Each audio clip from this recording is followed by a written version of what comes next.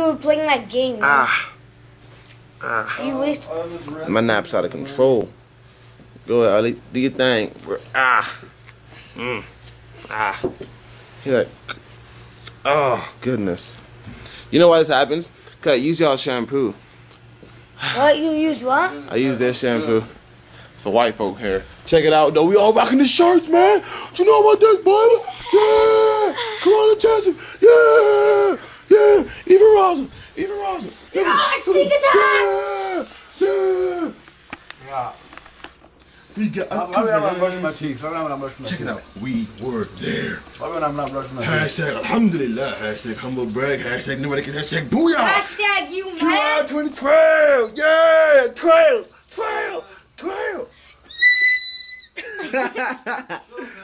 Showtime?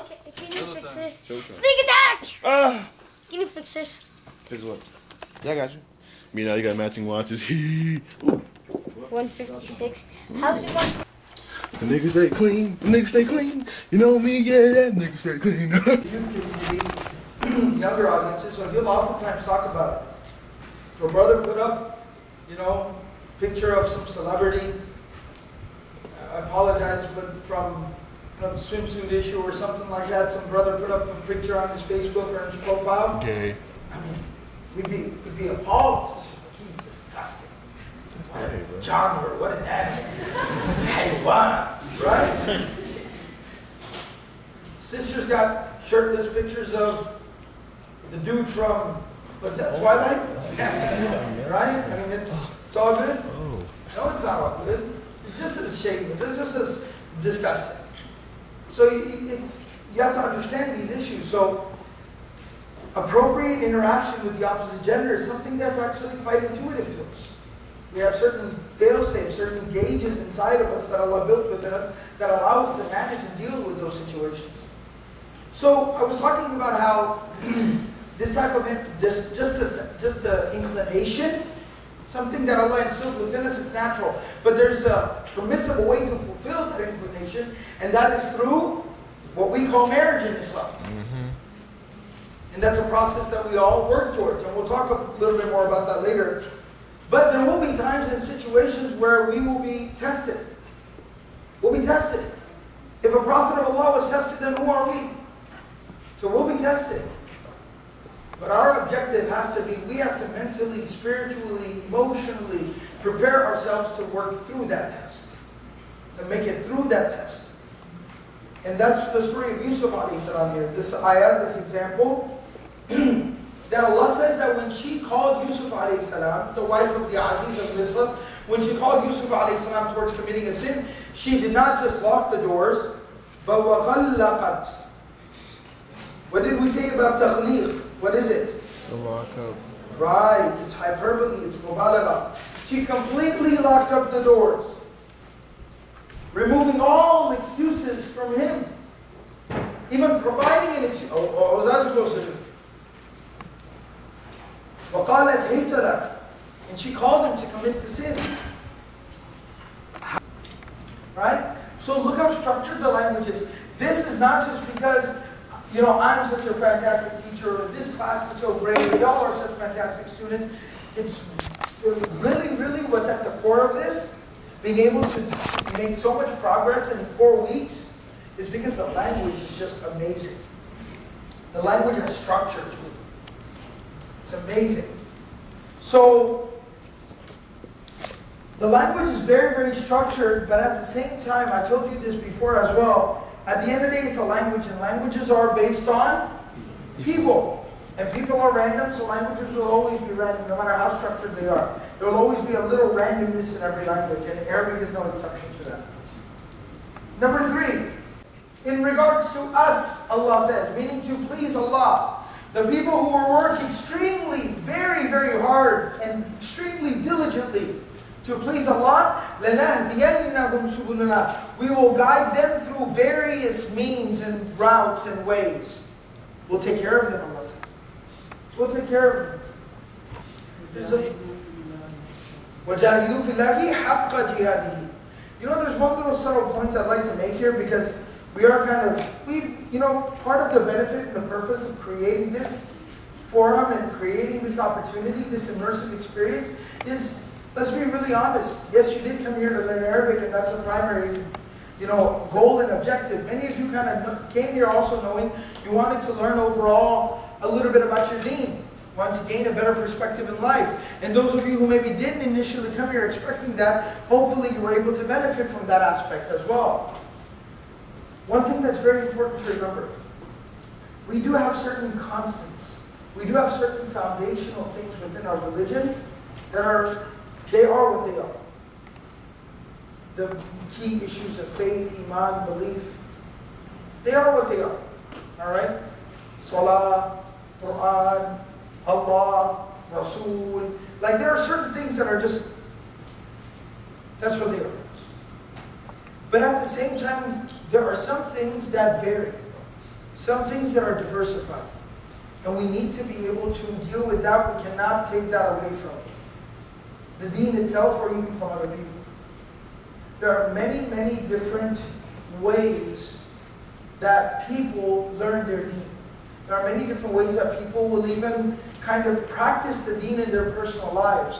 And there will be many, many different ways that people will help and serve the deen as well. And we can't take that away. And this ayah of the Quran is actually evidence and proof of that.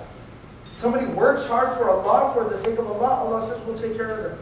We will guide them to our paths. Very interesting. لَنَهْدِيَنَّهُمْ سُبُولَ. What is this? Subulana. Dissect this for me. Mudaf, mudaf ilayh. Attached pronoun on an ism means it's mudaf. What is the idafa here? Subul is the plural of sabil, which means paths. Na is a mudaf ilayh. So translate this for me. Whose paths? Our paths. Our paths. And who is Allah subhanahu wa ta'ala? When Allah says our, who's He talking about? Of course He's talking about Himself. Saying our paths. The paths of Allah. Story, this whole meaning that I just told you. So in Surah Yasin they said, Inna tatayyarna bikum. When the prophets and the messengers came to them and started preaching, they said, Inna tatayyarna bikum.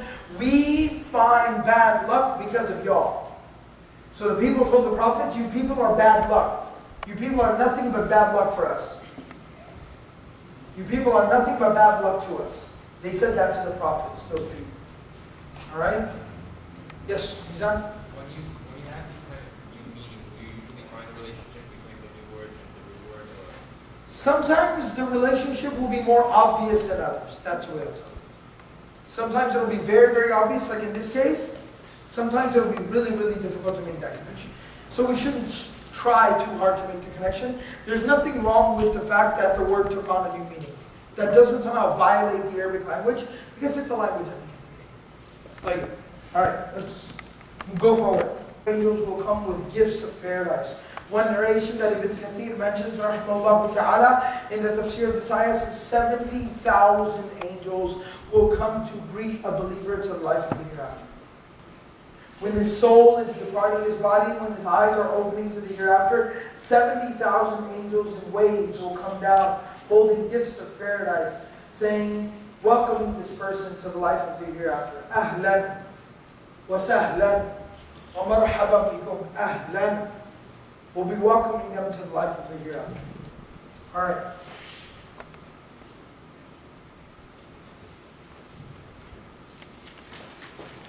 This is interesting. Transitivity. But the other way around. That if you have a verb that is maybe transitive, so this should actually more correctly say intransitivity. That if you have a verb that is transitive, that talks about doing something to someone else, you bring it into this particular pattern, and now it becomes intransitive. It's talking about itself. So remember, ta'alim means to teach. Ta'alim means to teach. Ta'allum, come on everyone with me. Ta'allama, tu'allima. Yata'allamu, yuta'allamu. متعلم متعلم تعلم لا تتعلم تعلم It means to learn. You see that? From teaching to learning. That's why متعلم is a student. Student. متعلم.